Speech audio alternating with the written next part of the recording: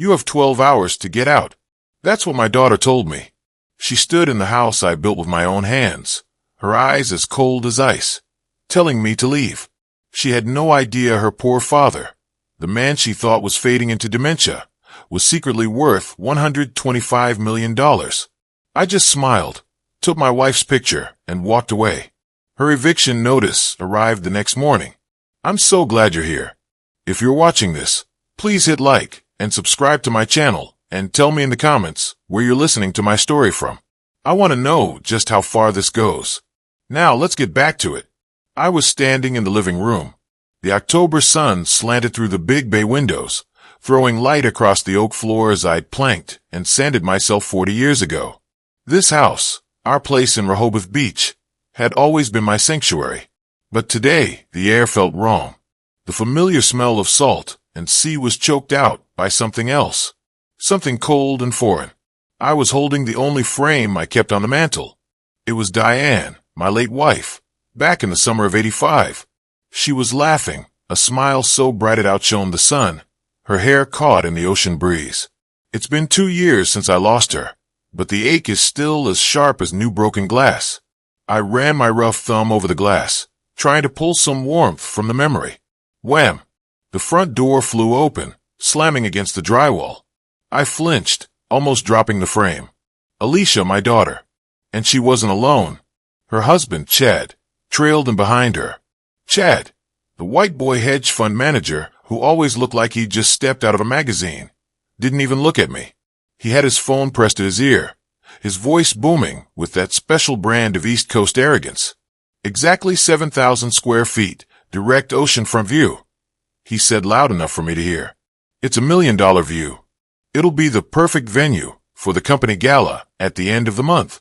The clients will go insane. Just lock it in.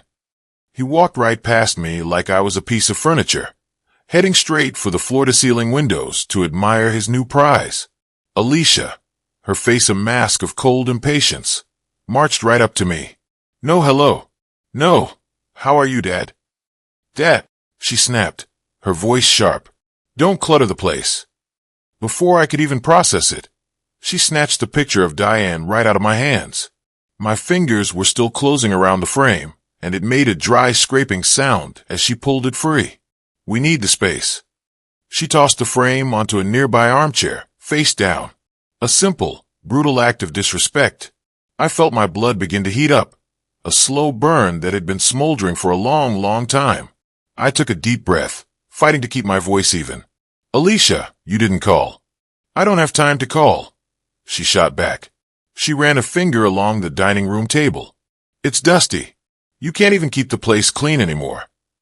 Chad finally hung up his phone and turned around, smiling at Alicia, but not at me. It's fine, baby. I talked to the event planners. They're sending a deep clean crew and some designers on Monday. I just stood there. Designers? Event planners? What the hell are you two talking about? Alicia let out a long, theatrical sigh, the kind you use on a child who just isn't getting it. Dad, listen. I'll make this simple. We're here to take over. Take over. That's right, she said, crossing her arms. Chad needs this house for a major company event at the end of the month. His reputation depends on it. Chad chimed in, his tone patronizing. Nathaniel, these are major clients. We're talking tens of millions in new contracts. We can't host them at some cheap golf club. This place, he glanced around again, it has potential. And you, Alicia continued, are moving in with Julian. I already talked to him. Your old room is still there. It'll be good for you. Someone can keep an eye on you. The way she said, keep an eye on you, made my stomach turn, like I was some senile old fool who couldn't be trusted, not the man who built every single thing she had. No, I said. My voice was low and firm. Alicia's eyebrow shot up. No, this is your mother's house. This is our house. I am not going anywhere. Silence filled the room. Chad looked at me, then at Alicia, and then he laughed. It was a short, sharp, ugly sound. Listen, Nathaniel, he said, stepping closer to me. He was a little taller, but he had no weight to him. He was just an empty suit. You're 68 years old. You don't use a $5 million asset. It's a waste. It's just sitting here collecting dust, just like you. We need to build relationships, to create value. Value. I stared at him. She doesn't even call it our home, I thought. Just the house. The asset. I remembered 40 years ago. Me and Diane, just kids in our 20s, scraping together every penny we had to buy this piece of land. Rehoboth wasn't this fancy resort town back then. It was a place where a black family like ours could come and not get stared out of town. Guys like Chad wouldn't have even looked at this neighborhood back then. I drove every nail in this house myself. I poured the foundation. I laid the roof shingles. My sweat and Diane's love are in the very bones of this place. And now this punk who was born with a silver spoon in his mouth and never did a hard day's work in his life was standing in my house, talking to me about value. You can both leave, I said again, my voice like steel. I am not leaving. Alicia stared at me. The annoyance was gone. Now her eyes were just cold. Dad, she said, her voice flat. I'm not asking. She walked over to her expensive designer handbag, pulled out a thick sheet of papers, and threw it down on the coffee table. This, she announced, is an emergency petition for conservatorship. I filed it with the court this morning. My stomach clenched. Conservatorship. That's right. Chad chimed in, his smug grin returning. You've been showing signs, Dad. You forgot to pay the electric bill last month. I forgot because I was in Zurich for 3 weeks closing a deal. You've been refusing medical care, Alicia added. I refused because I don't need the useless, expensive back surgery you two have been pushing on me just to get an insurance payout. And, Alicia looked me dead in the eye. You're showing clear signs of dementia. The court will see that you are no longer competent to manage your own affairs. I almost laughed. Competent? You think a court will believe that nonsense? Oh, they'll believe it, Alicia said, her voice dripping with venom, especially when both of your children testify to it. That hit me like a punch to the gut. Julian. I pulled out my phone. My hands were shaking, not from fear, but from a rage so pure it was almost blinding. I hit Julian's number. It rang once, twice. Then he picked up. Dad. His voice was weak, watery. Julian, what is this? What has your sister done? There was a long pause. I could hear him breathing. Dad, Alicia said, it's for the best. She said, you're becoming a danger to yourself. She paid off my credit cards, Dad. My debt. I didn't need to hear any more. I hung up. Julian, my son, the sensitive one, the artist I'd paid for a master's degree he never used. The son who was $8,000 in debt from bad investments and a lifestyle he couldn't afford. And Alicia, she'd bought him. She'd bought my son for the price of a mid-range Audi. I looked up from my phone. Alicia was checking her watch, a gold Cartier that I'd bought her for her 30th birthday. I don't want to make this ugly in court, Dad, she said. Just give us the keys. We're being generous. We'll give you 12 hours to get out. Pack what you need. The cleaning crew will be here at 8 a.m. tomorrow to throw out the rest of this junk. Chad stepped forward and clapped me on the shoulder. A gesture that was meant to be friendly, but felt like a threat. Time to go, Nathaniel. You can't afford this fight. Hell, you can barely afford to heat this place in the winter. I looked at them. At my daughter, her face twisted with greed. At her husband, his eyes gleaming with triumph. They thought they had me. They thought they had won. And in that moment, all the anger just evaporated. It left behind something cold and hard and perfectly clear. I smiled. It wasn't a big smile. It was just a small lift at the corners of my mouth. It was a smile that didn't reach my eyes. It was a smile that made Chad's hand flinch away from my shoulder. It was a smile that made Alicia take a small involuntary step back. They clearly didn't know what to do with it. This wasn't in their plan. The senile old man wasn't supposed to smile. I looked at them. My children who had just tried to strip me of my home, my dignity, and my mind. All right, I said. My voice was quiet. Alicia blinked. What? All right, I repeated. You win. I'll go. Now they looked confused. This was too easy. But their greed quickly overshadowed their suspicion. Chad's smug grin returned. Alicia let out a breath of relief, her concerned daughter mask slipping back into place. It's for the best, Dad. You'll see. I just need one thing, I said. I walked past them, picked up the picture of Diane from the armchair where Alicia had tossed it, and tucked it carefully into the pocket of my flannel shirt. I'll be out by morning, I said. I walked out the front door, leaving them standing in the middle of my living room, already measuring for new furniture. I heard Alicia laugh as I closed the door. A high, sharp sound of victory. I got into my truck, my 2010 Ford F-150, the one with 200,000 miles on it and a dent in the fender. The truck they saw is just another piece of proof that I was a poor old man who couldn't manage. They saw the old truck. They saw the flannel shirt. They saw the 68-year-old black man who they thought they could just push aside. They didn't see the man who had sold an AI logistics software startup for $80 million 6 months ago. They didn't see the man who had spent the last 20 years quietly becoming one of the most successful angel investors in the tech sector. They didn't see the man whose net worth was, as of this morning, $125 million. They saw poor Dad.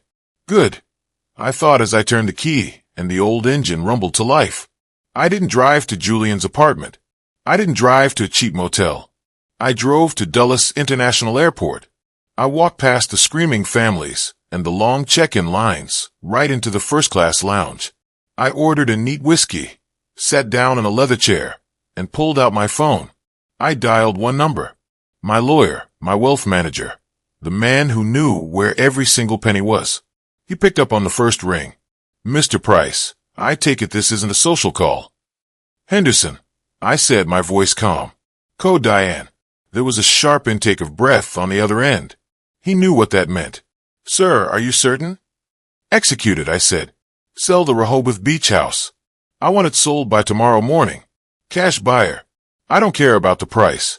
I care about the speed. I want to close before 9 a.m. Can you do that? I have a standing offer from a developer in New York who's been trying to get that property for years. He'll pay cash. Consider it done, Henderson said. All business. Good, I said. One more thing, sir. That Tyson's Corner penthouse, the one Alicia and Chad think they own. Ah, yes, the Nate Holdings LLC property. What about it? Start the proceedings, I said, taking a sip of my whiskey. Take it back. At 8:05 the next morning, my plane was just lifting off the runway at Dulles, and right on schedule. Alicia's white Range Rover and Chad's black Tesla pulled into the driveway of the Rehoboth house. They weren't alone. A big white van marked Executive Cleaners pulled in right behind them. They were ready to scrub my entire life away. I've had a long time to picture this scene. I've played it over in my head 1,000 times based on what my lawyer, Henderson, pieced together later. Alicia stepped out of her car like she was royalty. She was wearing oversized sunglasses that probably cost more than my first car. She looked, I'm sure, impatient, annoyed that she even had to be there. Chad was already on his phone barking orders before his feet even hit the gravel driveway. Yeah, I want the whole living room gutted. I can just hear him saying, that old fireplace, I want it torn out by noon. We'll put in a wine wall. They walked up to the front porch, the porch I'd sat on with Diane for 40 years, watching the storms roll in. They were high on their victory. They thought they'd won. They thought the old man was defeated. I can hear Alicia's laugh. That high, sharp sound. Ugh, I bet he left a huge mess. She probably said, wrinkling her nose. He probably sat here and cried all night. It's so pathetic. Chad, of course, would have laughed right along with her. He's probably curled up on Julian's tiny futon right now, wondering what hit him. I'm not leaving. Famous last words from a senile old fool. He brought this on himself. Alicia would have snapped, trying to hold on to the past.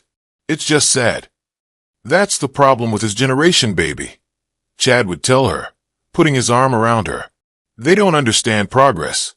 This isn't a memory. This is an asset. And now it's our asset. They got to the front door. Alicia turned to the foreman of the cleaning crew. All right, listen up. I want this place sterile by 5 o'clock. Everything inside goes. Furniture, rugs, curtains, all of it. Bag it up. We'll donate the junk later. I want it empty. This was it. Their moment of triumph. Chad, with his smug, arrogant grin, pulled out the key I had given him years ago. He was ready to make his grand entrance to officially take possession of my house. He pushed the key into the lock, ready to turn it and begin his new reign. Chad put the key in the lock. It didn't turn. He jiggled it. Nothing. He jammed it in again harder, his face turning red. What the hell, he muttered. Did the old man already change the locks? That's senile. Just break the door down, Chad. Alicia snapped, her patience gone. The cleaners are on the clock. But before Chad could throw his shoulder against the solid oak door I had installed, a sound made them both freeze. It was the quiet crunch of tires on the gravel driveway. A long, black, impossibly shiny Bentley Continental purred silently up the drive, coming to a stop right behind Chad's Tesla, blocking him in. The cleaning crew stopped what they were doing, all eyes on the car. This was not part of the plan. Alicia let out an annoyed huff. Great. More interruptions. Who is this? The driver's door of the Bentley opened, and a man in a perfectly tailored blue suit stepped out. He looked sharp, expensive, and utterly calm. This was Mark, the real estate agent Henderson had arranged. He walked around the front of the car and opened the rear passenger door. A couple stepped out. They were in their late 50s, radiating the kind of effortless wealth that Chad tried so hard to imitate. The woman wore a cashmere coat, and the man had a relaxed, confident smile. They completely ignored Alicia, Chad, and the cleaning van. Instead, they looked up at the house, their faces full of appreciation. It really is spectacular, Mark, the woman said, her voice carrying clearly in the morning air. The online photos didn't do it justice. I told you it was a one-of-a-kind property, Mark said, smiling. This was too much for Alicia. This was her house, her victory. Who were these people acting like they belonged here? She marched down the steps, her heels digging into the grass. Excuse me, she called out, her voice high and sharp. Can I help you? This is private property. Mark, the agent, turned to her. His smile was polite, professional, and completely unbothered. Good morning. You must be Alicia. Alicia stopped. How do you know my name? Who are you? I'm Mark, he said, extending a hand, which Alicia ignored. We're just here for the final walkthrough. The new owners wanted to see the place one more time before their designers arrive. Chad had come up behind Alicia, puffing out his chest. Walkthrough. Walkthrough for what? We're the owners. Now I'm going to have to ask you to leave. You're trespassing. Mark's polite smile didn't waver for a second. He looked down at the tablet he was holding. Ah, I see the confusion. You must be mistaken. You aren't the owners. Alicia let out a laugh, a sound like cracking ice. Mistaken? You're mistaken. This is our house. It belonged to my father, Nathaniel Price, but he's no longer. Well, he's no longer in charge. We are now. Get off our property. Ah, Mark said, tapping his screen. Nathaniel Price. Yes, the former owner. That one word hit them like a freight train. It hung in the salty air, sharp and undeniable. Alicia's face went pale. What did you just say, former? Chad stepped in. Listen, buddy. I don't know what kind of scam you're pulling. There's no scam, sir, Mark said, his voice still perfectly level. Mr. Nathaniel Price sold the property this morning at 7:30 a.m. Dead silence. The cleaning crew looked at each other. Alicia just stared, her mouth half open. That's impossible, Chad sputtered, finally finding his voice. That's a lie. He couldn't. We're his legal guardians. He can't sell it. Alicia shrieked, her voice cracking. We filed a petition. He's mentally incompetent. The sale isn't valid. Mark finally dropped the polite smile. His expression turned cold. Ma'am, I don't know anything about a petition. What I do know is that I am standing here with Mr. and Mrs. Harrison, the new legal owners of this $5 million property. The sale was closed an hour ago. It was an all-cash offer, signed and executed by Mr. Price and his legal counsel from one of the top law firms in D.C. It is 100% valid. Now, Mark continued, turning to the new owners, If you'll follow me, I'll show you the master suite. No, Alicia screamed. She lunged forward, trying to get past Mark to the front door. This is my house. Get out. Get out. Chad grabbed her, but he was just as stunned. She's right. This is illegal. We'll sue you. We'll sue the old man, the new owner. Mr. Harrison finally spoke. He looked at Chad with a mixture of pity and disgust. Son, I don't know who you are, but you're making a fool of yourself. We just bought this house. Now, I suggest you take your friends. He gestured to the cleaning crew. And your daughter and leave before I call the police for trespassing. Mark, the agent, stepped up to the front door. He pulled a brand new key out of his pocket. He slid it into the lock. It turned with a smooth, satisfying click. The door swung open. Welcome home, Mr. and Mrs. Harrison, Mark said, ignoring the two statues of fury and disbelief crumbling on the lawn behind him. Alicia just stood there, frozen. Her face was a mask of pure, uncomprehending rage. What did you just do? Get out of my house. Mark, the agent, didn't even look at her. He held the door open for the new owners. Mr. and Mrs. Harrison, please, after you. Watch your step. As the couple walked past, completely ignoring my daughter, Chad seemed to finally snap out of his stupor. He lunged forward, not at Mark, but at the new owner. Hey, you can't just walk in here. I'm telling you, this sale is a fake. Mr. Harrison stopped and turned. He was a man who clearly was not used to being yelled at. He looked Chad up and down with utter contempt. Young man, I have already been more patient than you deserve. I have a legally executed deed of sale.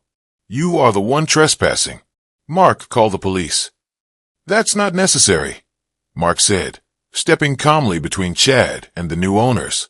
He looked directly at Chad, his voice dropping all pretense of politeness.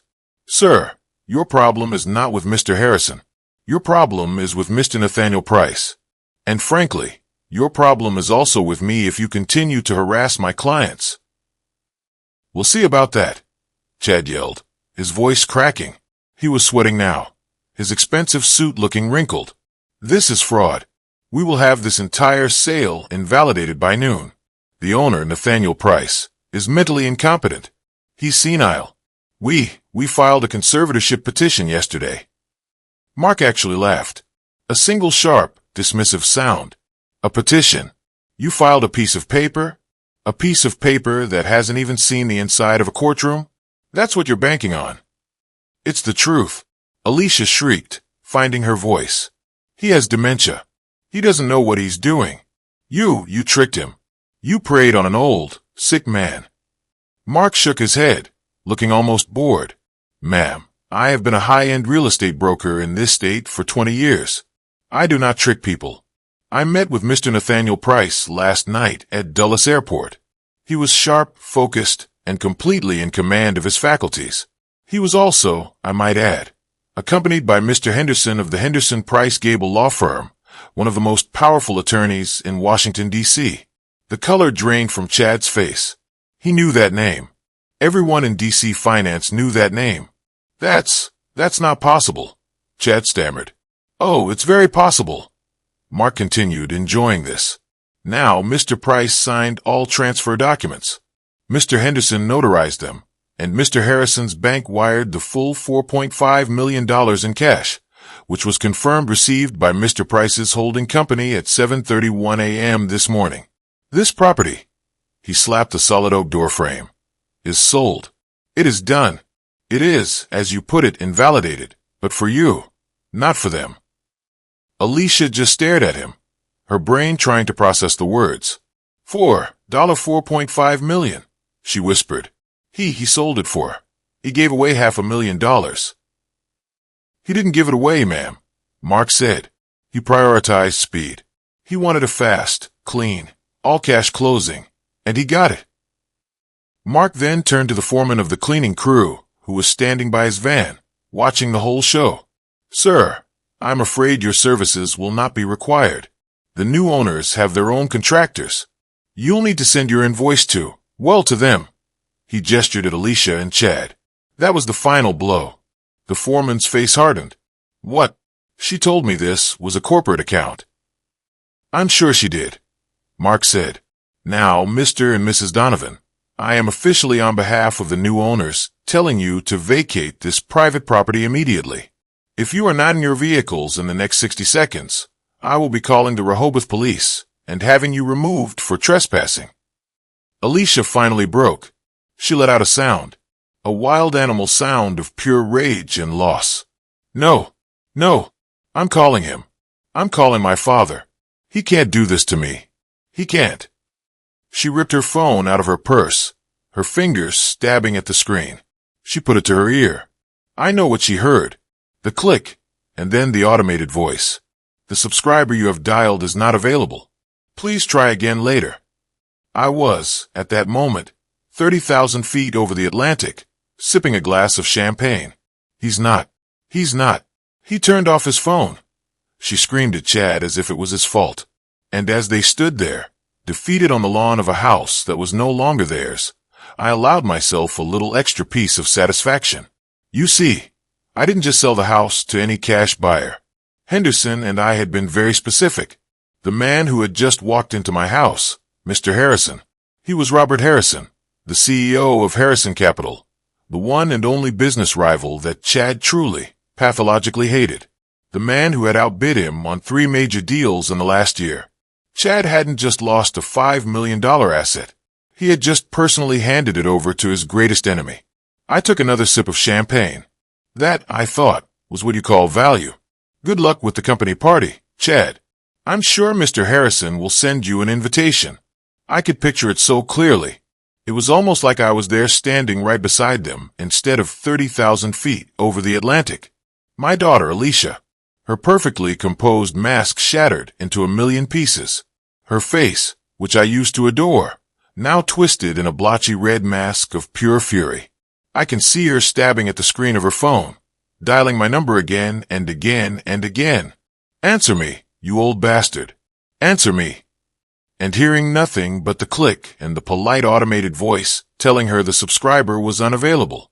She turned on Chad, her eyes wild, her voice a shriek. He turned off his phone. He's gone. He turned off his phone. And Chad, oh Chad, he would just be standing there paralyzed. This wasn't in his playbook. He's a bully who only knows how to punch down at people he thinks are weaker than him. But he just got hit by a freight train from an angle he never saw coming. He's watching the new owners, his rival owners, walk through the house he was measuring for a wine wall just 10 minutes ago. He's watching the cleaning crew pack up their vans, the foreman walking over to him, hand outstretched, demanding payment for their time. This is the moment the real panic sets in. The moment they both realized this wasn't just a setback. This wasn't a misunderstanding. This was an execution. Alicia would be hysterical, probably calling Julian next, screaming into the phone. Did you know? Did you know he was doing this? He sold the house. And Julian, my weak, terrified son, would just be babbling on the other end, as clueless as they were. They're standing on the lawn, defeated, humiliated in front of strangers, humiliated in front of the working men they'd hired to throw my life in a dumpster, and most importantly, humiliated in front of the new owner. And that's the part one savored the most as I looked out my window at the clouds. You see, I didn't just sell the house to any cash buyer. Henderson and I had been very, very specific. The man who had just walked into my house. The man who was at that very moment probably admiring the ocean view from the master bedroom. That was Robert Harrison, the CEO of Harrison Capital. Chad doesn't just dislike Robert Harrison. He hates him. He hates him with a deep, pathetic professional jealousy. Harrison had outbid him on 3 major deals in the last year, making Chad look like a fool in the boardroom. Chad sees Harrison as his ultimate rival, the man he measures his entire pathetic life against. And I, poor senile Nathaniel Price, had just sold my $5 million house to his greatest enemy, for $500,000 less than it was worth, just to make sure it happened so fast Chad couldn't even blink. Alicia wanted to build relationships. Chad wanted to host a gala to impress his clients. Well, I'm sure Robert Harrison will be happy to host them. I'm sure he'll send Chad an invitation to the party. Maybe he'll even hire him to park the cars. The flight attendant leaned over. More champagne, Mr. Price? I smiled a real smile this time. Yes, thank you. I think I will. The first part of the plan was done. Now for phase 2. The drive from Rehoboth Beach back to Tyson's Corner, Virginia, is about 2.5 hours. I, of course, was well into my second glass of champagne by then, somewhere over the coast of Newfoundland. But I can picture every single minute of that drive for them. It wouldn't have been a quiet drive. It would have been a silent drive. The kind of oppressive, heavy silence that is so much louder than shouting. The initial hot shock of their defeat on the lawn would have cooled into a cold, simmering, terrified rage. Chad would have been in his black Tesla, gripping the steering wheel so hard his knuckles were white. His mind wouldn't just be on the $5 million house. It would be on Robert Harrison, on the clients he'd bragged to, on the company gala that was now a smoking crater in his career. He would be calculating the cost of this humiliation. And he would be blaming Alicia. And Alicia, she'd be following right behind him in her white Range Rover, the one I paid the down payment for as a congratulations on the wedding gift. She'd still be trying my number over and over, her thumb stabbing at my contact name. She'd be leaving me voicemails that I knew, even without listening, would be a spectacular spiral from. Dad, you have to call me. This is a terrible mistake. 2. You old bastard. I will destroy you for this. And then somewhere around Annapolis, just as they were approaching the Bay Bridge, a little orange light would have flickered to life on her dashboard. The low fuel warning. She'd have yanked the wheel, cutting across 2 lanes of traffic without signaling and pulling into a massive, brightly lit highway gas station. She'd get out, slamming the car door so hard the whole vehicle shook. She wouldn't even look at the price per gallon. She'd just grab the pump, snatch her Amex Platinum card from her wallet, and jam it into the slot. The screen would flash. Transaction failed. Please see cashier. I can just see her face, the confusion, the flash of pure irritation. Stupid machine. She would have muttered, pulling the card out and jamming it back in harder this time. Card declined. Unbelievable. She'd shriek to no one in particular. She would storm into the convenience store, probably cutting in front of a family trying to buy sodas. She'd slap the card down on the counter. Your pump on number 7 isn't working. She'd snap at the cashier. The cashier, a teenage kid just trying to get through his shift, would sigh. He'd take the card, run it. Sorry, ma'am. It's declined. That's impossible, Alicia would say, her voice rising, attracting stares. That's a platinum card. There's no limit. Run it again. I did, the kid would say, holding his hands up. It's declined. Fine, she'd huff, digging in her expensive purse. She'd pull out another card, a Visa signature. Try this one. He'd run it. Declined. Her face would go pale. This isn't just annoyance anymore. This is cold, sharp panic. She'd try a third card, her bank debit card. Declined. What is wrong with you? She'd probably start screaming at the poor kid. What's going on? The bank must have frozen my accounts. It's a mistake. They must have flagged it for fraud. Chad would have pulled up next to her pump, annoyed, wondering what was taking so long. He'd have to come inside, roll his eyes at her as if she was the incompetent one, and pay for her gas with his own card. He'd sneer at her as they walked back to the cars. Can't even manage your own finances, Alicia. They'd get back in their cars. They wouldn't talk about it. But that silent 2-hour drive just became the longest, most terrifying drive of their lives.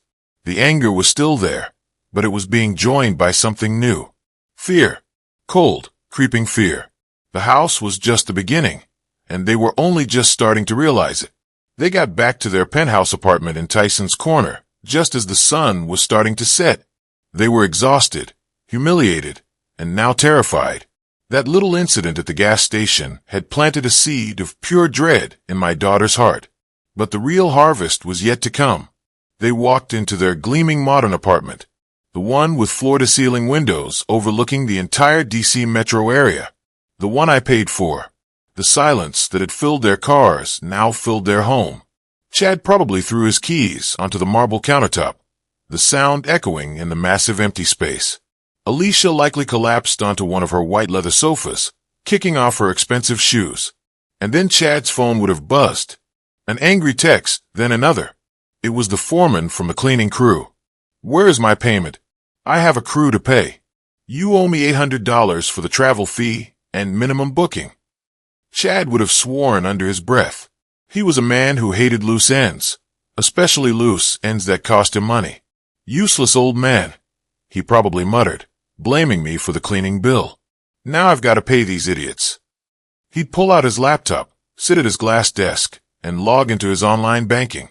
He'd find the invoice from the cleaning company and click Pay Bill. He'd type in his account information, the one he used for all his business expenses. He'd hit enter. A little red box would pop up on his screen. Transaction failed. Insufficient funds. Chad would have stared at it. Insufficient. What? He'd checked the balance.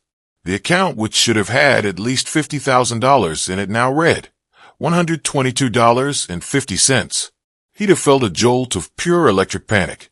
No. He'd switched to another account, a joint savings account he shared with Alicia. Balance, $0. Alicia, he'd yell, his voice suddenly high and thin. Get over here now. Alicia would have run over, her face pale. What is it? What's wrong? The accounts. Look, he'd point at the screen. She'd see the zeros. What is that? It's a mistake. It has to be a bank error. Call them. Chad would be frantically clicking, logging into another portal. His main portal, the one that managed his quarterly consulting fee. I could have told him not to bother, I thought, as I signaled the flight attendant for water. You see, Chad thinks he's a brilliant investment manager. What he never bothered to find out is that his largest client, the one that paid him a consulting fee of $20,000 every quarter, wasn't some anonymous offshore fund. It was Nate Holdings LLC, my holding company. And at 9 a.m. this morning, right after the house sale closed, I'd had Henderson not just cancel the next payment, I had him claw back the last two, citing gross non-performance. Chad's screen would have loaded. His consulting account balance, $-40,000. He would have made a sound, a dry choking gasp. It's gone. He took it all. He took the money back. What are you talking about? Alicia would be screaming now. What about my trust? The trust for Mom. He can't touch that. It's mine. Oh, my sweet, foolish daughter. That was the part one was proudest of. She'd log into her own bank account, the one where her inheritance landed on the first of every month. The $15,000 allowance she'd been living on since my Diane passed away. Alicia always called it Mom's money, I thought, swirling the ice in my cup. She believed Diane had left her a private trust. She never read the paperwork. She was too arrogant, too entitled to read the fine print. She just saw the money and assumed it was her right. She never realized that Diane and I built our wealth together as a team. And when she passed, all our assets, all $125 million, reverted to me. The Diane Price Trust Fund that paid Alicia's bills, it wasn't an inheritance. It was a discretionary fund managed by a single trustee, me. And this morning, I had simply discretionarily turned off the tap. Alicia's account page would load. Current balance, $42.91. Next deposit, pending cancellation. She wouldn't have screamed. This was beyond screaming. This was the cold, silent, crushing realization that the entire foundation of her life, her apartment, her car, her clothes, her identity, was built on sand, and the tide had just come in. He cut me off, she'd whisper, her hands shaking. He cut me off. He took all of it.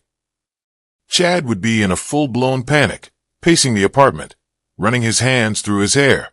The house, the accounts, he's liquidating. He's running. That old bastard is trying to hide the money before the conservatorship hearing. We have to stop him, Alicia would say, her whisper turning into a desperate yell. We have to call the lawyers. We have to freeze his assets. What about Julian? Chad suddenly said, his eyes wide. He must have left Julian something. He always loved him more. Call him. Call your brother. He must have money. Dad, Alicia said. This is the best way. Find out what he knows. Alicia would grab her phone, her hands trembling so badly she could barely dial. Her last desperate hope. Her weak, easily controlled little brother. He had to have something. He just had to. As my plane climbed higher over the dark ocean, My mind was back in that Tyson's Corner penthouse. I pictured the two of them, Chad and Alicia, standing in the wreckage of their lives. They thought they were players. They thought they were smart. Chad especially. He truly believed he was a financial predator, a master of the universe.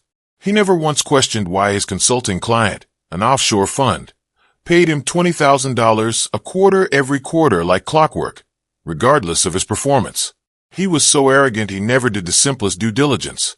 He never bothered to find out that Nate Holdings LLC was the source of that money. He wasn't a consultant.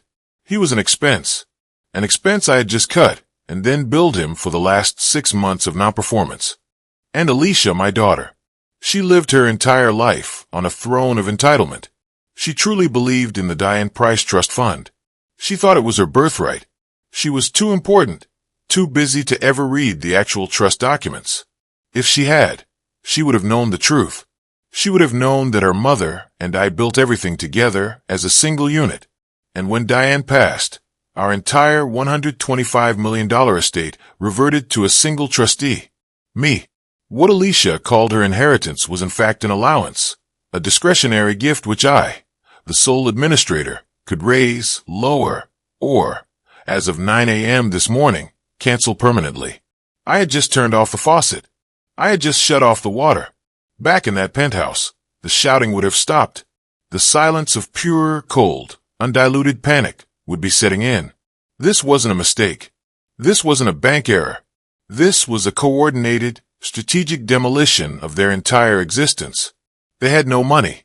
They had no credit. The house they lived in. Well, they hadn't gotten to that part yet. But they would. Alicia would be breathing too fast, her mind racing, trying to find a branch to grab onto as she fell. And then her eyes would light up, a last desperate spark of hope. "Julian," she'd shriek, her voice raw. "Call Julian. He must have left him something. He has to have. He always loved him more." My plane was somewhere over the Atlantic, quiet and dark. But in my mind, I was watching the climax of the second act. It would have taken Julian about 30 minutes to speed from his cheap apartment in Arlington to their luxury penthouse in Tyson's. 30 minutes of his phone vibrating nonstop, with increasingly hysterical texts from Alicia. When he finally burst through the apartment door, he would have been breathless, his face already pale with fear. He would have seen them immediately. Alicia, her makeup smeared, her face blotchy and red. Chad vibrating with a rage, so intense he looked like he might explode. What's wrong?" Julian would stammer, looking between them. "What happened? What did he give you?" Alicia would lunge at him, maybe even grabbing the front of his shirt. "Dad, what did he leave for you?" "He cut us off. All of it. The papers." Chad was muttering, his voice shaking. "The wedding papers, the closing documents, they're here. I know they're here." He wasn't looking for proof to show the man in the suit. He was looking for proof to show himself, to prove that the world he was standing in was still real. The closing documents. My flight was beginning its descent into Florence. I closed my eyes and pictured those documents so clearly. I remember when they found this apartment 5 years ago, right after the wedding. They were insufferable. "Oh, Dad, it's perfect." Alicia had gushed over the phone. "It's a $4 million penthouse in Tyson's. It's us." Chad, of course, had gotten on the line. He tried to sound like a big-shot financier. "Nathaniel, the financials are tricky, but I've got a plan. If you can co-sign and we structure the loan through my fund, we can leverage the asset." He was trying to get me to pay for his $4 million apartment without him having to put a single dollar down. It was almost impressive in its audacity. So, I made him a counteroffer. "Son, that sounds complicated," I'd said in my most folksy, poor dad voice. "All those banks, all those variable rates. Why don't we keep it simple? I'll just buy it. Cash. It's cleaner. We'll set up an LLC, for tax purposes. It'll be my wedding gift to you both." The silence on the other end of the line was deafening. They were stunned. For $1 million cash. They couldn't believe their luck. They were so blinded by the number, so blinded by their own greed that they didn't ask the right questions. They didn't ask who exactly will be the owner of that LLC. A week later, we were in my lawyer's office, Henderson's office.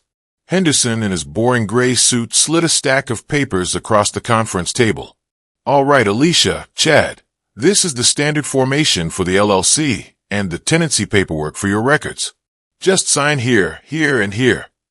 They were giddy, drunk on the idea of their new life. They saw Nate Holdings LLC at the top of the page and assumed it was a company I had given them. They saw Tyson's penthouse and their names. They didn't read the fine print. They never do. They didn't see that they were signing as managing tenants, not owners. They didn't see the monthly lease payment of $100. They probably thought it was just some legal fee, a quirk in the tax code. 4 or 5 years, they'd paid that $100 a month, believing it was a management fee for their company. They had no idea they were paying rent. They didn't read the at-will tenancy clause, the clause that stated the owner, Nate Holdings LLC, could terminate their lease with 24 hours written notice for any reason or no reason at all. They were so arrogant, so sure of their place in the world. They just signed. They signed their own death warrant. "Found it!" Chad roared back in the penthouse. He pulled a thick file labeled Penthouse Deed from the back of the drawer. He ripped it open, scattering papers. "See!" he yelled at Alicia, his voice cracking with a desperate, false triumph. "See, it's right here." His voice trailed off. He was staring at the top page. It wasn't a deed. It wasn't a title. It was a 20-page document with a cover sheet. And on that cover sheet, in bold, clear type, were the words, "Residential Lease Agreement." "No," he whispered. "No, this is the wrong file." He frantically dug through the other papers, but they were all the same. Utility bills, insurance forms, and the lease. Always the lease. Alicia snatched the document from his hand. Her eyes wide and frantic scanned the page. She didn't understand the legal jargon, but she understood the words. She understood landlord. She understood tenant.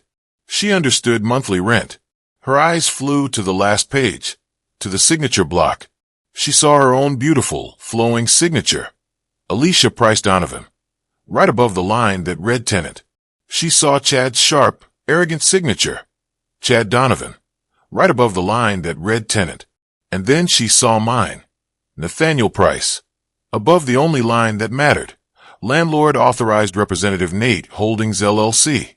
She made a sound, a small choking sound, as if all the air had been sucked from her lungs. The paper fluttered from her fingers.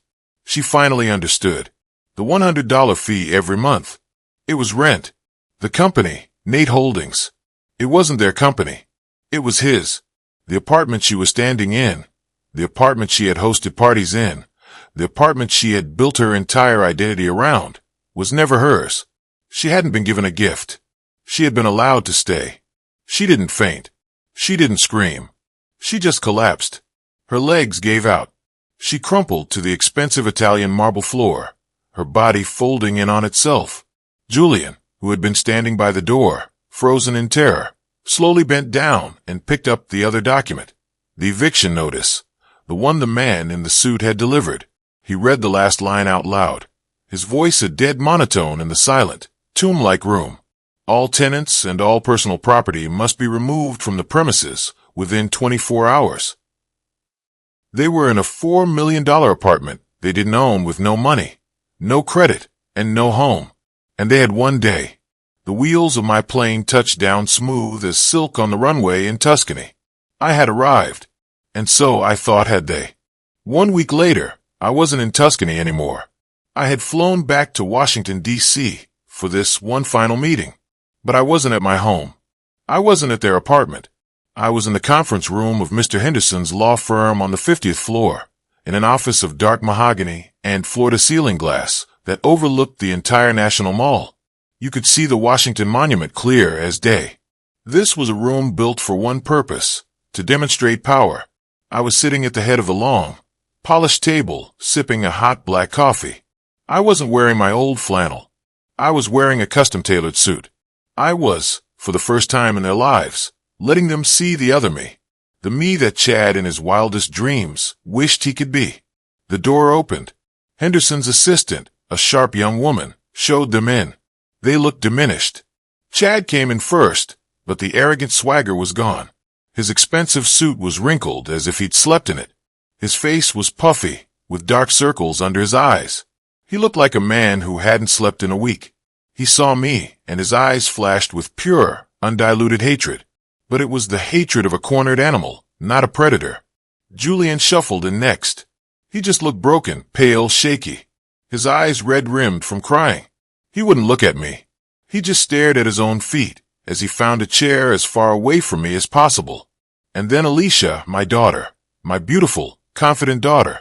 She was almost unrecognizable. Her expensive hair was tied back in a messy, careless bun. She wore no makeup. Her clothes, though still clearly designer, were rumpled and stained. She looked hollowed out. The fire was gone. She just looked tired, and for the first time, she looked old. They sat down at the opposite end of the table. The three of them huddled together like survivors of a shipwreck. They had spent the last week living out of a mid-level hotel, burning through the last of their actual cash. They had tried to hire a lawyer, but no lawyer in D.C. would take their case. Not when they had no money, and especially not when they found out they would be going up against Henderson. Henderson himself walked in carrying a thick leather binder. He sat down at my right hand, placed the binder on the table with a solid, definitive thud, and looked at the three of them over the rim of his glasses. "Thank you for coming," Henderson said, his voice cold and formal. Chad tried to puff himself up. We're here to discuss the illegal seizure of—" Henderson held up one hand, and Chad stopped talking instantly. "You are here," Henderson said, "because my client, Mr. Price, was generous enough to grant you this meeting. You are not here to make demands. You are not here to negotiate. You are here to listen." I took another sip of my coffee. The room was silent. The final act was about to begin. The silence in that room was heavier than gold. Henderson's words just hung in the air. Absolute and final. You are here to listen. That's what broke her. It wasn't a loud noise. It was a hitch in her breath, a tremor that ran through her shoulders. Alicia, my daughter, who had stood in my house and given me 12 hours to get out, began to cry. It wasn't the fake, theatrical crying she used to get her way. It was an ugly, broken, desperate sound. The sound of a person who has truly, completely hit the bottom. Her head fell into her hands, and her shoulders shook. It was his idea," she whispered through her sobs. Chad's head snapped toward her, his eyes wide. "What did you say?" Alicia lifted her head, her face a mess of tears and smeared mascara. She pointed a trembling finger directly at her husband. "Him," she screamed, her voice cracking. It was all him. She turned her desperate, pleading eyes to me. Dad, please. You have to believe me. It was all Chad. The conservatorship, the petition. That was his idea. He told me you were sick. He told me you were losing your mind.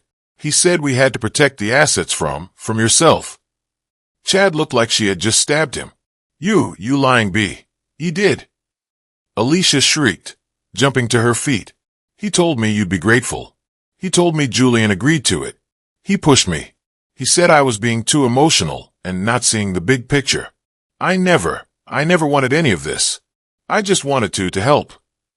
It was, I had to admit, a spectacular performance. A masterpiece of self-preservation. The rat cornered had decided to eat the other rat. Chad was sputtering. He looked from his wife to me to Henderson. He was being dismantled piece by his own partner. His rage finally boiled over his fear, momentarily forgotten. "You will not do this, Alicia," he roared, slamming his palms down on the polished table. The sound echoed in the quiet room. He stood up, trying to regain his master of the universe posture. He puffed out his chest. He looked at me. "This is coercion," he yelled, his voice shaking but loud. "We will not be intimidated." He pointed that trembling finger right at me. "We are going to sue you. We are going to sue him." He gestured wildly at Henderson. "And this entire corrupt firm. We're suing you for fraud, for theft, for emotional distress. You can't just take everything. You can't just throw people out of their home. We have rights. This is illegal." He was just grasping at straws, just throwing legal-sounding words at the wall, hoping one would stick. He'd forgotten the lease. He'd forgotten the law. He'd forgotten everything except his own wounded pride. He was pathetic. I didn't say a word. I just looked at him. Then slowly, I turned my gaze to Henderson. I didn't say a word. I just let him finish his little tantrum. I let him spit and yell and make his empty threats. I let him exhaust his own rage. And when he was finally done, breathing hard, his fingers still trembling in the air, I just looked at Henderson. Henderson didn't sigh. He didn't raise his voice. He just looked at Chad with a kind of clinical, cold pity. "Sue us," Henderson said, his voice quiet, cutting through the room. "Mr. Donovan, please, I invite you to sue us. I would genuinely love to see you stand up in a court of law and try to explain this." He slowly opened the thick leather binder that had been sitting in front of him. He turned it around and slid it, with one smooth motion, down the polished mahogany table. It stopped directly in front of Chad. It was their own petition. The emergency petition for conservatorship. You can't use that," Chad stammered. "I can," Henderson said. "And I will. This is your signature, is it not? On a sworn statement filed with the court." Henderson tapped a section of the document. "Let's start with your claim here that my client, Mr. Price, was forgetting to pay his bills due to cognitive decline." He then slid a second, much thinner folder on top of the first. "These are my client's bank statements from Zurich. They confirm that during the exact week you claimed he was forgetting his electric bill, he was, in fact, personally presiding over the $80 million liquidation of his AI logistics firm. You call it dementia. The banking world calls it a brilliant closing. A court of law," Henderson's voice dropped, "calls it perjury." Alicia made a small choked sound. Julian flinched. "Or perhaps," Henderson continued, "you'd prefer to discuss your other sworn statement, the one claiming he was refusing vital medical care." He slid another document onto the pile. "This is a signed, notarized affidavit from Dr. Benjamin Benari, my client's actual and very highly regarded physician. It states that the back surgery you were pushing was, and I quote, medically unnecessary, elective, and potentially harmful. He also notes that your preferred surgeon just so happens to be your college roommate." He leaned forward, dropping all pretense of politeness. "Filing a fraudulent petition, Mr. Donovan, in an attempt to seize control of an estate is not a civil matter. It is a felony in this jurisdiction. It carries a maximum penalty of 5 years in prison for both of you." Chad just stared. He was trapped. He knew it. But Henderson wasn't finished. "But that," Henderson said, his voice almost a whisper, "isn't even your biggest problem today." He closed the binder. He looked at Chad not as a lawyer, but as an executioner. "At my client's request, we've spent the last week conducting let's call it, a forensic review of your professional life. Your hedge fund, Donovan Capital. This is it, I thought. This is what $125 million really is. It's not the suit or the plane or the view from this office. It's gravity. It's the ability to hire the best, most ruthless forensic accountants in the world. The kind of people who can find a single dirty dollar hidden in a mountain of clean ones. The kind of people who can trace a single whispered lie back to its source. And Chad was nothing but lies. It's a private fund," Chad stammered, his face turning a sickly greenish white. You have no right. We have every right once you commit fraud against our client," Henderson snapped. "And we found some fascinating irregularities. The way you leverage unverified assets, the creative way you report your quarterly earnings, the consulting fees. It's all very compelling." Henderson steepled his fingers. He looked Chad dead in the eye. "I haven't made any calls yet," he said, his voice casual, as if discussing the weather. "I thought I'd wait, see how this meeting went. But I have a very thick, very detailed file on my desk, and I was just thinking, one phone call, one single anonymous tip to the Securities and Exchange Commission along with this file, and your career isn't just over, Mr. Donovan. Your life as you know it is." That was the word. The SEC. That was the bullet. Chad didn't yell. He didn't protest. He didn't even breathe. It was as if someone had reached into his chest and simply pulled the plug. The color, the anger, the arrogance. It all just drained out of him. leaving a pale, trembling, empty shell. He staggered back, his hand fumbling for the back of his chair. And he didn't just sit down. He collapsed into it. He wasn't a master of the universe. He wasn't a predator. He was just a failed criminal. I looked at him. The man who had called me senile. The man who had tried to steal my wife's home. The man who had clapped me on the shoulder and called me Nathaniel. $125 million. It's the power to make a man like Chad Donovan disappear. And he knew it. Chad was a broken man staring at the table, his world reduced to a single word, SSC. Henderson had dismantled him piece by legal piece. But Alicia, my daughter, she was still trying. She saw her husband's collapse, not as a tragedy, but as an opportunity. She slid from her chair, her knees hitting the expensive carpet, and she actually tried to crawl the few feet to my end of the table. "Dad," she sobbed, her hands clasped together like a desperate prayer. "Dad, please. You see what he is? He's a criminal. He's a liar. He fooled me. He fooled all of us. Please, Dad. I'm your daughter. I'm all you have left. Don't let him ruin me too. I'm sorry. I'm so sorry." I let her crawl. I watched her, this 35-year-old woman, groveling on the floor of a lawyer's office. I watched her throw her own husband, the man she had plotted with, under the bus without a second's hesitation. I waited until she was done, until her fake sobs subsided into whimpers. And then for the first time in that entire meeting, I spoke. My voice was quiet. It wasn't angry. It wasn't sad. It was just empty. "Get up, Alicia." She flinched as if I had shouted. Slowly, awkwardly, she got to her feet and stumbled back to her chair. I looked at her, really looked at her. I wasn't her poor dad anymore. I wasn't the senile old man. I was just the man she had betrayed. "You are right about one thing," I said, my voice cutting through the silence. "You are my daughter, and you stood in your mother's house, the house we built, the house where she died, and you tried to steal it." She opened her mouth. "Dad, I continued, holding up a hand, silencing her just as Henderson had silenced Chad. "You didn't just try to steal a house. You tried to steal my dignity. You tried to have me declared insane. You tried to erase me. You and your partner plotted to strip me of my home, my name, and my mind. And you did it all for money." I let the words hang in the air. "Your mother, my Diane, she believed in you. She thought you were strong, but you are just greedy and you are weak." I looked at Chad, who was still staring into the void. "You chose this hollow, grasping, pathetic man, and you became just like him. You are not sorry you did it, Alicia. You are just sorry you got caught." I turned my gaze. "You will not receive another cent from me. Not from your mother's memory. The allowance is gone. The trust is gone. The apartment is gone. Everything is gone. You wanted to be in charge of my assets. Well, now you have none of your own." Her face crumpled, the last desperate hope she'd had, that she could cry, apologize, and charm her way back into the will. It just died. And then I turned to my son. Julian had been silent this whole time, his face buried in his hands.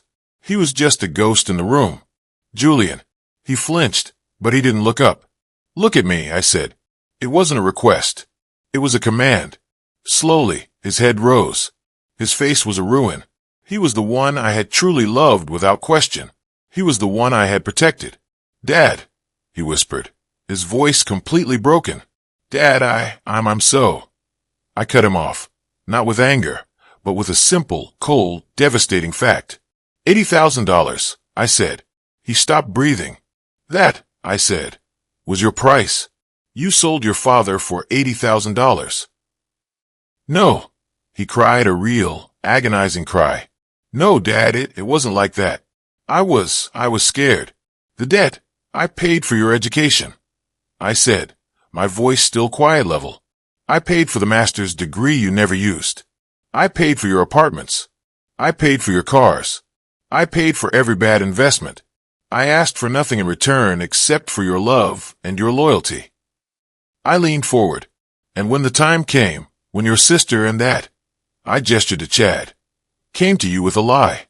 You didn't call me. You didn't defend me. You took the money. You signed the paper. You sold me. You sold your father for a stack of cash to pay off a credit card. He couldn't speak. He just broke. He dropped his head to the table and sobbed, a deep, racking, truly broken sound. I looked at them. My two children. One a failed predator, the other a coward. The judgment was delivered. The room was heavy with the echo of Julian's sobs. I looked at Alicia. Her mouth was open, her face frozen in a mask of total, utter disbelief. She was still, even now, waiting for the punchline, waiting for me to laugh and say it was all a test. I looked at Chad. He was an empty shell, a man already in his own personal prison.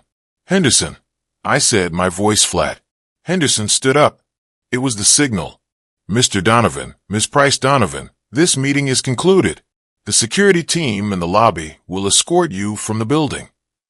No, Alicia finally shrieked, a desperate, animal sound. She lunged forward, trying to grab my arm across the table. Dad, you can't. Please. I'm your daughter. Get out, I said. The words weren't loud. They weren't angry, but they were final. They hit her harder than a slap. Both of you, I said. Get out of my sight. Henderson had already opened the conference room door. Two large and passive men in dark suits were standing there waiting. Alicia saw them, and she finally understood. It was over. The game was done. She let out a strangled, pathetic wail and stumbled back, grabbing onto Chad's arm. He moved like a puppet with its strings cut, letting her pull him out into the hallway. The heavy door clicked shut, and then there was only Julian. He was still at the table, his head buried in his hands, his shoulders shaking. He was weak. He was a coward. He had betrayed me, but he was still my son. I let him cry for a full minute. I let the silence be filled only by his shame. Julian, I said. He slowly, painfully lifted his head. His face was a wreck. Dad, I don't know. I don't know what to do. I know, I said. I reached into the inner pocket of my tailored suit. I pulled out my personal checkbook. Not a card, a book. I wanted him to see this. I opened it. I took my pen. I wrote the date. I wrote his name, Julian Price. I wrote the amount, $10,100. I tore the check from the book. It made a sharp ripping sound in the quiet room. I slid it across the polished table. It stopped right in front of him. He stared at it, his red-rimmed eyes wide with confusion. What is this? That, I said, is $10,000. It is enough for you to get a bus ticket. It is enough for you to go somewhere new, rent a cheap studio apartment for 6 months, and find a job. A real job, not an internship, not an art project. A job where you sweat, and you get your hands dirty. He reached for it, his hand trembling. Dad, thank you. I promise. I put my hand flat on the check, stopping him from taking it. He looked up at me, scared. This is not a gift, I said, my voice like iron. This is a loan. It is the last loan you will ever get from me. You sold me for $80,000. Now you have a new debt of $10,000. I looked him straight in the eye. I don't want to see you, and I don't want to hear from you until you have a way to pay me back. Every single cent. I pulled my hand away. Go, I said. Go learn how to be a man. Maybe it's not too late. He took the check, folded it with shaking hands, stood up, and didn't say another word. He just walked out of the room, leaving me alone. The heavy door of the conference room clicked shut. Julian was gone. Henderson, my lawyer, my ally, looked at me. He didn't smile. He wasn't that kind of man. He simply stood, a silent question in his eyes. He had done his part. The war was over. Thank you, Henderson, I said. My voice was steady. For everything. He just nodded. Nate. It was the only word he needed. He picked up the thick leather binder. The binder that held the proof, the power, the truth. And he walked out of the room, leaving me alone. I was alone. I turned from the table, away from the ghosts of my children's greed, and walked to the massive floor-to-ceiling window. 50 stories below me, Washington, D.C. was just a map. Cars were tiny specks. People were invisible. I could see the Washington Monument, a sharp white needle pointing at a clear blue sky. I thought about the noise of the past week. The screaming, Alicia's fake, desperate sobs, Chad's empty, pathetic blustering, Julian's broken, agonizing cries. It was all gone now. There was just silence. The clean, quiet, expensive silence of this room. The silence of victory. The silence of order. My car was waiting downstairs. I didn't go back to the beach house. Robert Harrison was probably already tearing down my fireplace. And that was fine. It was never the house. It was the memory. And I was taking that with me. I didn't go to a hotel. I didn't go to Julian's empty apartment. I went straight back to Dulles. Straight back to the first-class lounge. The next scene, I am not in that dark, powerful suit anymore. I'm in a comfortable cashmere sweater. I'm in C2A. A flight attendant with a kind smile is placing a glass of wine on my tray. Not champagne. Not this time.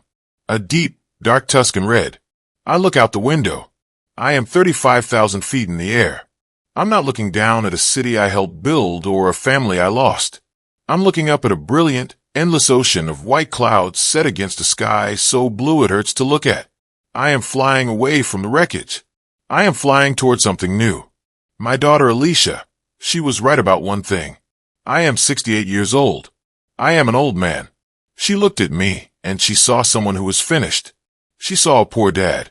She saw an asset to be managed, a problem to be solved, a resource to be liquidated. What she forgot, what they all forgot, was the one vital lesson my Diane taught me. The lesson she lived by, and the lesson she died with. Nate, she used to tell me, her hand in mine. Never, ever mistake kindness for weakness. I let them be selfish. I let them be greedy. I let them be weak. And I was kind until they mistook their kindness, until they crossed the line. I didn't do this for revenge. Revenge is a hot, messy, empty emotion. I did this for order. They had created chaos. They had broken the fundamental rules of family, of respect, of decency. They had spit on their mother's grave. And I simply put things back in their proper place. My son is on a bus somewhere with $10,000, learning the value of a single dollar, maybe for the very first time. My daughter and her husband are in a cheap hotel, learning the value of everything else. And I am on a plane to Italy, about to learn how to live again. The books are balanced, the accounts are settled, order is restored. This whole ordeal taught me a hard lesson, one that took me 68 years to fully understand. I spent decades confusing generosity with love, giving my children everything they wanted. But I never taught them what they needed. I never taught them respect. When they mistook my kindness for weakness, I had to finally set the boundary. I learned that true family isn't built on financial support. It's built on mutual respect and dignity. Sometimes the only way to reestablish that order is to show that every action has a very real and very final consequence.